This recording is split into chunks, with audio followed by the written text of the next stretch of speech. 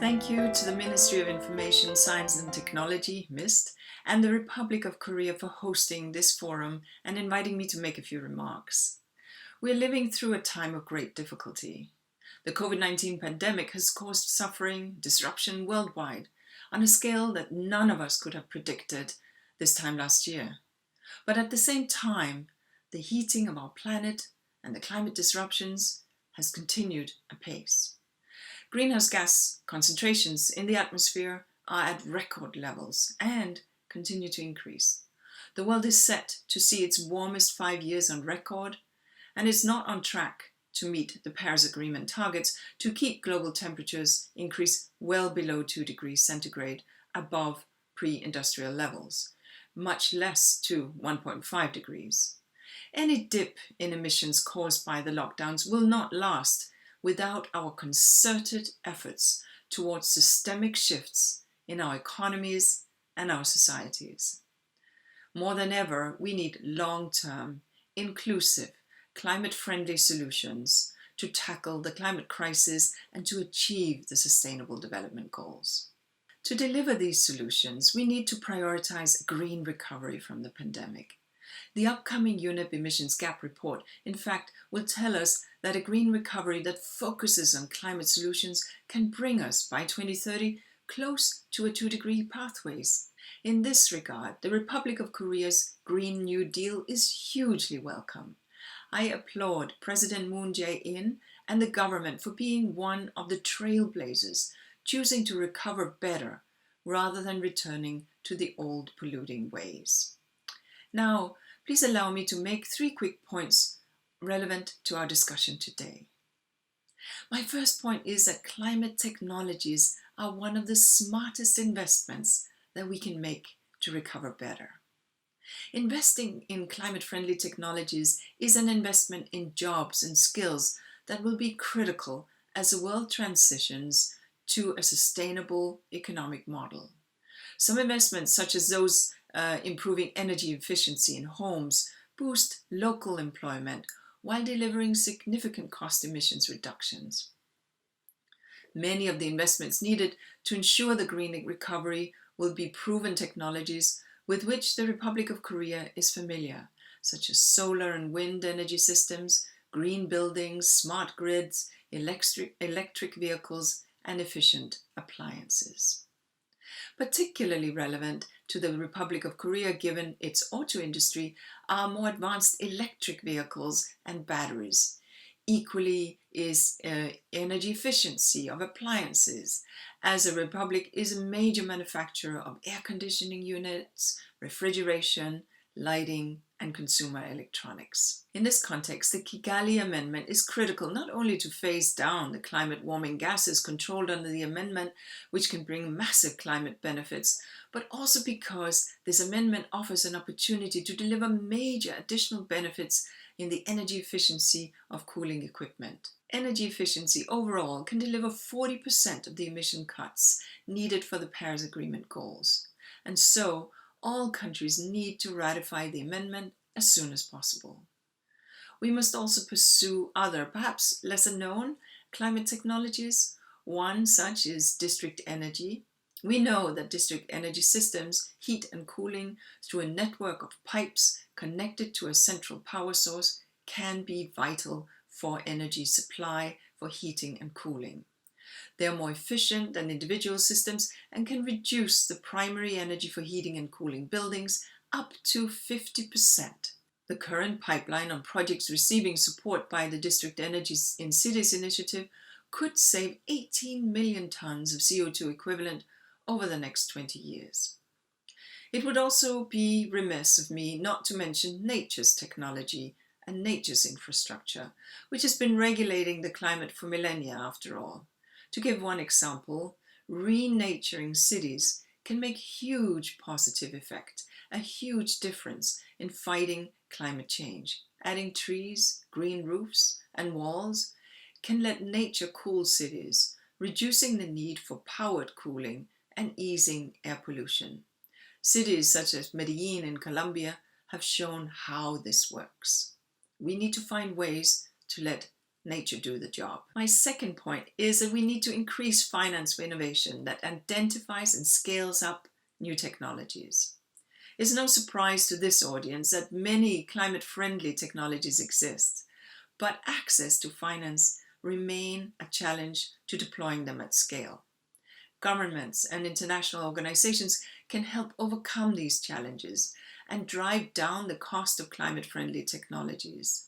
They can support upstream research and development efforts, particularly those that have strong public goods elements. They can adopt regulations that favor cleaner technologies by internalizing the cost of pollution. They can use tax incentives, investment credits, and other financial means available to governments to make investment in cleaner technologies easier. Let me just give you a quick example of an innovative funding model. In Banja Luka, Bosnia, a blended finance model saw an EBRD loan of 10 million, leveraging an additional 21 million for a biomass investment in district heating. That then caused an increased air quality and a reduction in greenhouse gas emission in the city, with a win-win all round. My third point is that we must enhance the support available to developing countries. The Paris Agreement highlights the importance of technology, research and development, the need to strengthen capacities on a range of technologically related issues, the value of cooperation, and the need for financing for technology development. All of these are particularly challenging in developing countries, where emissions are growing and the consequences of a changing climate are felt most acutely. With this in mind, the parties to the UNFCCC created the Climate Technology Center and Network, or CTCN, the Climate Technology Mechanism in a sense, to provide technical assistance to developing countries. By tapping into the global network of technology companies and institutions, the CTCN provides technology solutions and advice on policy, on legal and regulatory issues tailored to the needs of individual countries. I am very proud that UNEP hosts the CTCN and that CTCN is helping countries meet their climate mitigation and adaptation technology needs.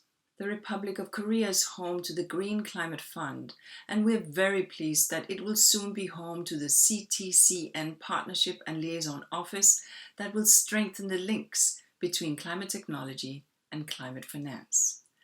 Let me draw to a close by saying that the development of climate technologies is easiest when it is mainstreamed into national climate change policies linked to a robust nationally determined contribution, or NDC. In the coming years, nations will be submitting their NDCs, their updated NDCs, and we trust that they will give great emphasis to technology and to the link to the post-COVID-19 green recovery initiatives and increased climate ambition. In this regard, I'd like to acknowledge the role of the Green Technology Center in Korea, designing national climate action. This center has been serving the Ministry of Science and ICT, especially in designing long-term policies and strategies for global climate change cooperation to materialize the various climate goals. We salute that effort. Colleagues, limiting global warming, cleaning our air and waters, managing our waste effectively, and protecting our planet's biodiversity will not only reduce the vulnerability of communities to pandemic and improve resilience, it will boost economic activity, it will generate income, it will create jobs, and it will reduce inequalities. We can and must respond to the current economic needs in the recovery with a climate-friendly manner, investing in sustainable technologies and adopting business models that will stimulate the economy. The Republic of Korea is a leading light in this area and has made clear by the announcement by President Moon Jae-in that the country will become carbon neutral by 2050. I wish you the very best in your discussions, and I look forward to hearing about the outcomes of this important forum. I thank you.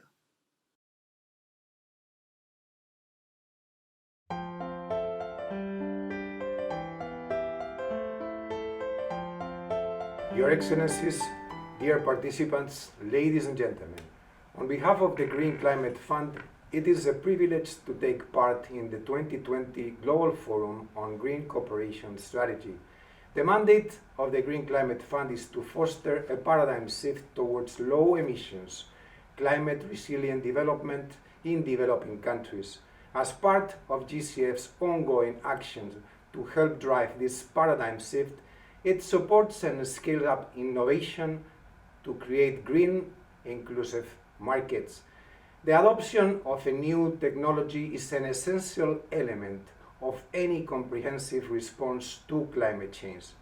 Technology can help countries, communities, and individuals adapt to the adverse impacts of climate change and reduce greenhouse gas emissions, for instance, through the deployment of early warning systems and drought-resistant crops, or supporting the reduction of emissions through clean tech in renewable energy, energy efficiency, or transportation systems. Financial and technical support is needed in areas such as the research and design of new technology, as well as in understanding the context of the specific needs of different countries where transformation and innovation efforts are based. With the adoption of the Paris Agreement in 2015, technology development and transfer has been recognized as a core enabling element to limit the global average temperature rise to 1.5 degrees. While innovation is typically associated with technological innovation, GCF also supports the necessary policy, institutional, business, and financing reforms required to foster inclusive and responsible technological transfer. Many of GCF's projects include support for technology and enabling environments to stimulate the uptake of climate technology.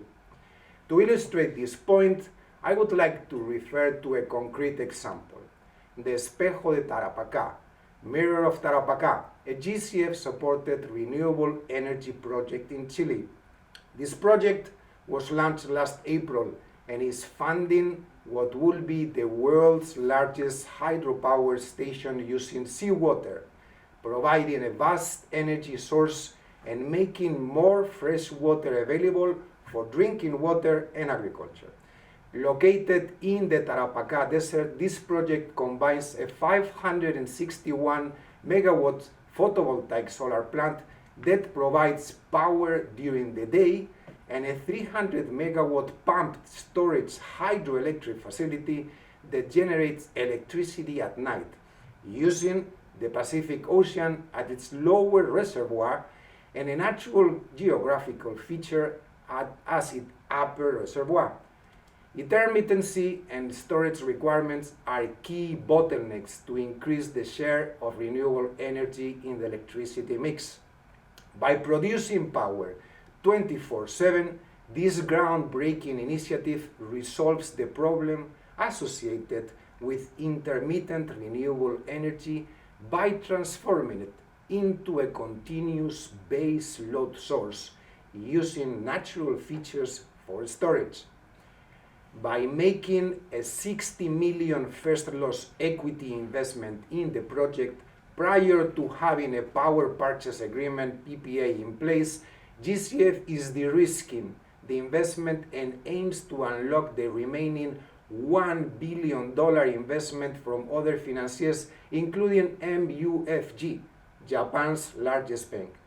The project is designed to supply 1,500 gigawatts of renewable energy each year, directly benefiting 30% of the population of Chile, avoiding also the emission of 35 million tons of CO2 equivalent, providing also stable water supply from the project's desalination plant to local communities, improving people's food and water security, health and well-being, and supporting Chile's green economic recovery from COVID-19 by generating jobs.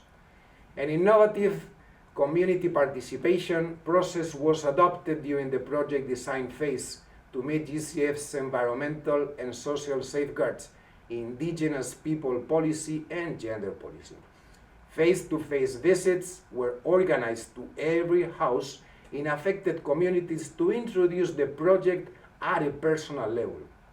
Special commission was created to address community concerns, and individual collaboration agreements were executed with local associations.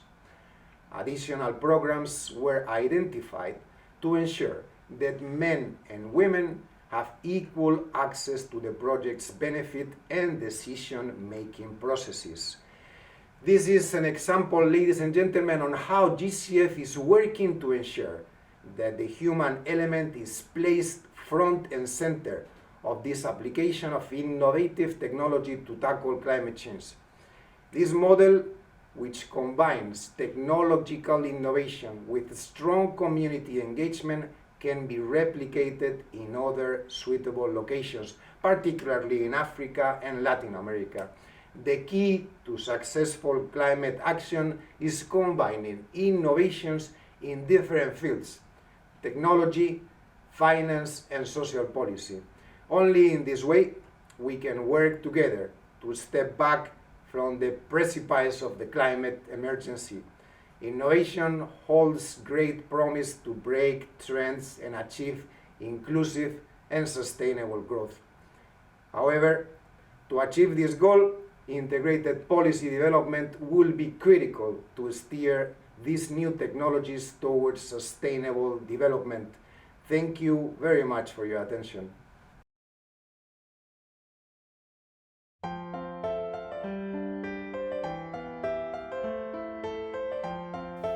여러분 안녕하십니까? 기후변화센터 이사장 맡고 있는 유영숙입니다. 어려운 상황에도 불구하고 오늘과 같은 이런 중요한 의미 있는 논의의 장을 마련해 주신 녹색기술센터 정병기 소장님과 관계자분들께 감사 인사를 드립니다. 또 영상으로나마 함께 해주신 잉걸 앤더슨 UNEP 사무총장님과 GCF의 부사무총장님께도 감사드립니다.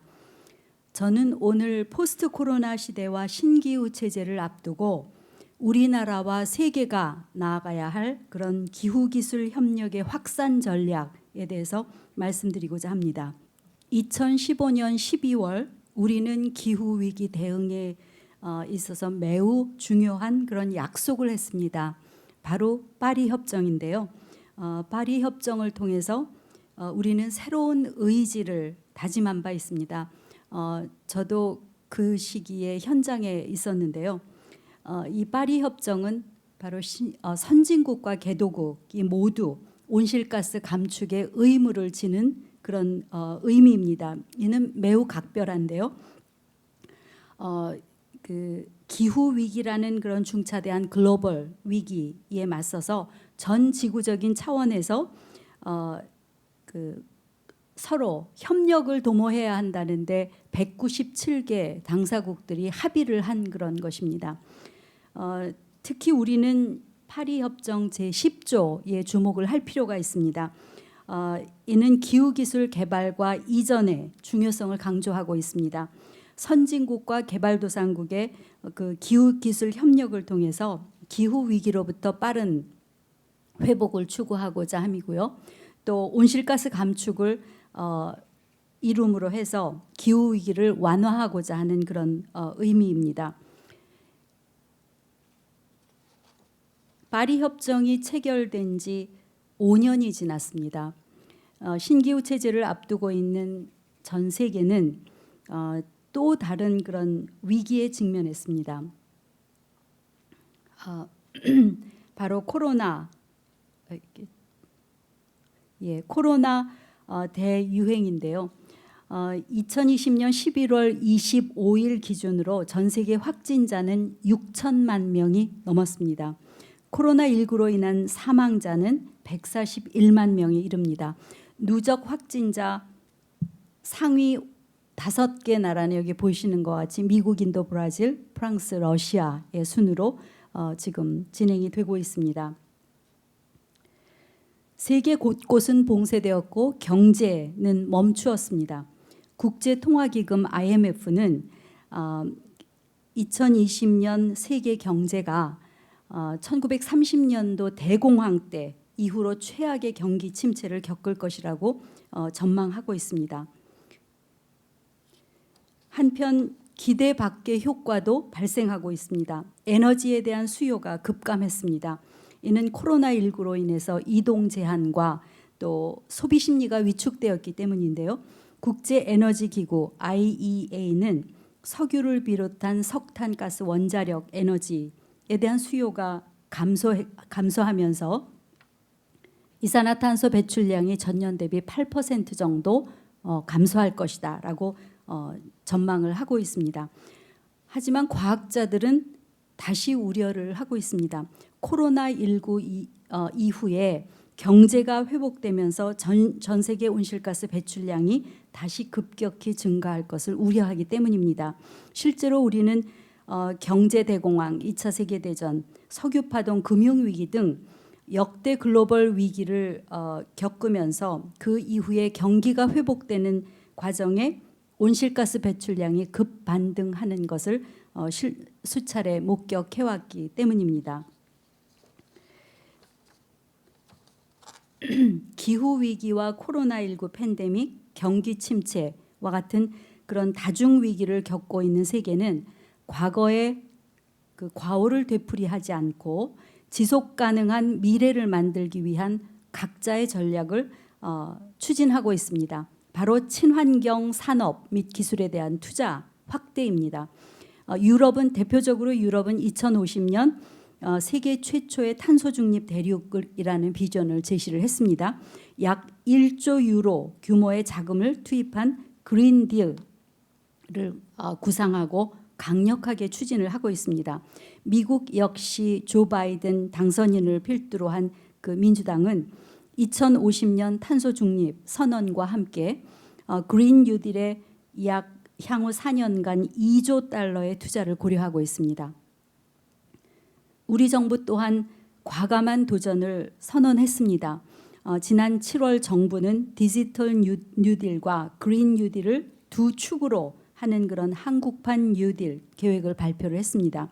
특히 그린 뉴딜에서는 저탄소, 친환경으로의 사회적 구조 전환을 강조했습니다. 지난 10월 말에는 2050년에 탄소 중립이라는 도전적인 비전을 제시하였습니다. 정부는 2025년까지 한국판 뉴딜에 약 160조 원의 자금을 투입할 예정입니다. 저탄소 친환경을 필두로 한 한국과 세계 각국의 행보는 기후기술 협력에 있어서도 분명한 영향을 미칠 것입니다. 따라서 저는 이러한 흐름 속에서 전 세계의 기후기술 협력을 확산하기 위한 세 가지 전략을 말씀드리고자 합니다. 우선 첫째, 기후기술 협력 확산 전략으로 재정 지원을 통한 기후기술 협력 강화입니다. 선진국, 개발도상국 간의 협력을 위해서는 선도적인 재정 투입과 그리고 투자가 필요합니다. 우리 정부도 재정 지원을 통해서 개발도상국과의 협력을 강화하고 있습니다. 한국판 뉴딜을 발표한 지난 7월 정부는 우간다, 키르기스탄, 콜롬비아 등 6개 개발도상국의 디지털 그린 사업을 추진하기 위해서 총 515만 달러, 약 57억 원을 지원하겠다고 선언을 했습니다.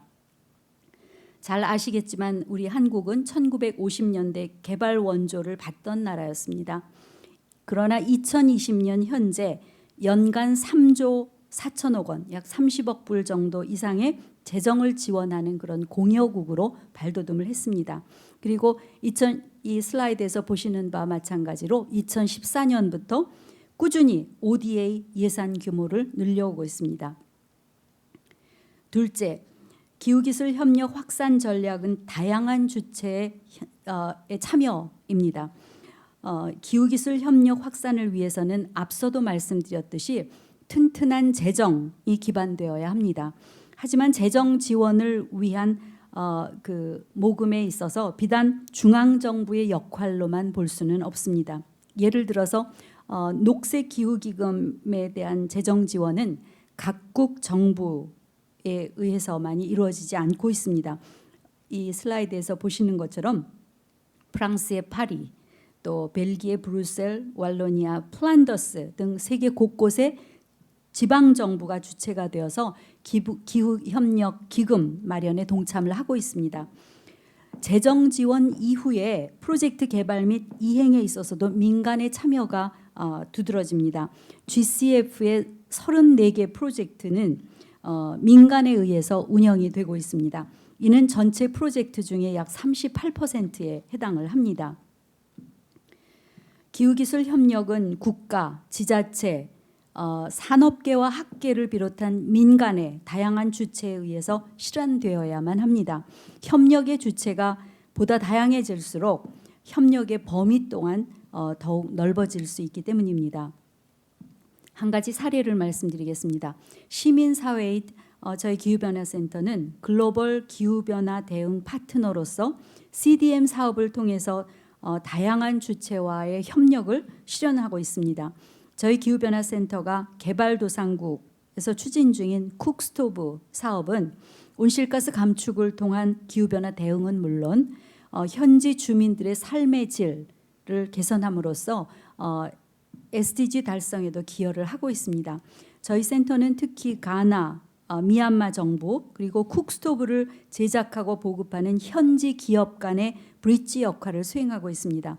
이로써 다양한 주체와의 협력을 통해 기후기술을 활용하고 확산해 오고 있습니다.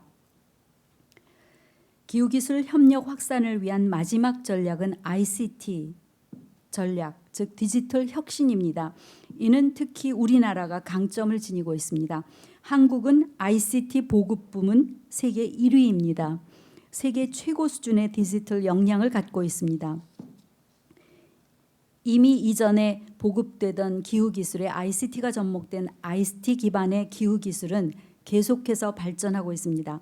더 나아가서 개발도상국의 역량 강화를 위해 기후기술과 ICT 기술을 접목해서 디지털 혁신을 이룬다면 포스트 코로나 시대에 물리적, 지리적 한계를 넘은 다양한 협력을 실천할 수 있을 것입니다. 완전한 기후기술 이전을 위해서도 개발도상국 현지 주민들의 비대면 교육을 통한 역량 강화는 반드시 이루어져야 할 것입니다.